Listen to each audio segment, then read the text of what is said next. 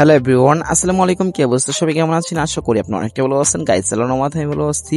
তো সামনে আসতেছে ঈদের কিন্তু একটা পোস্টার ডিজাইন করা খুবই জরুরি, কারণ ফেসবুকে পোস্টার যদি সবাই করে থাকে তাহলে আপনি কিন্তু করতে পারবেন। তো আজকে এই ভিডিও সম্পূর্ণ দেখলে আপনি কিন্তু এরকম ইন্টারেস্টিং পোস্টার ডিজাইন করতে পারবেন খুব ইজিলি ভাবেই।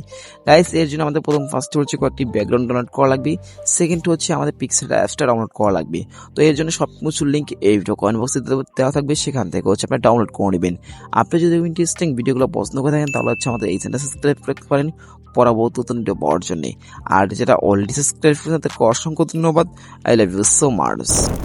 আসসালামু আলাইকুম। ফার্স্ট হলো যে পিকচার যে অ্যাপসটা আছে ওটা প্লে স্টোর থেকে ইনস্টল করবেন। করার পর ফার্স্ট হচ্ছে অ্যাপসটার উপরে ক্লিক করে দিবেন।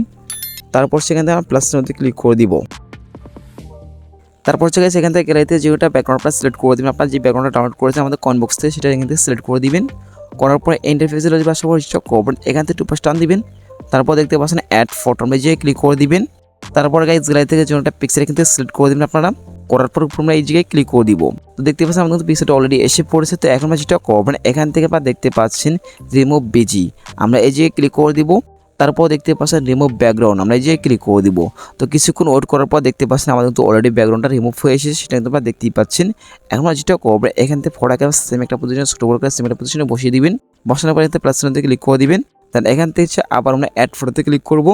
দেন এখান থেকে নেক্সটে যে পিক্সেলটা আছে ওটা সিলেক্ট করে দিব। উপর থেকে আমরা অ্যাড বাটনে ক্লিক করে দিব। এখন হচ্ছে পরে সেম একটা পজিশনে বসিয়ে দেবো, জুম করে ছোটো করে সেম একটা পজিশনে বসিয়ে দেবো। বসানোর পর এখানে আমরা টেক্সটে ক্লিক করবো। তারপর এখান থেকে নাম যে নামটা আছে আমরা নামটা লিখে দেবো। তার লেখার পর আমরা টিক মারি ক্লিক করে দিব। তো লেখন হয়ে গেলে এটাকে সেম একটা পজিশনে বসিয়ে দিব। বসানোর পর এখান থেকে আমরা সেন্ড অলে ক্লিক করব। তারপর এখান থেকে মাই ফন্ট আছে, আপনি যদি মাই ফন্ট ইউজ করতে চান এখান থেকে মাই ফন্ট ইউজ করতে পারবেন।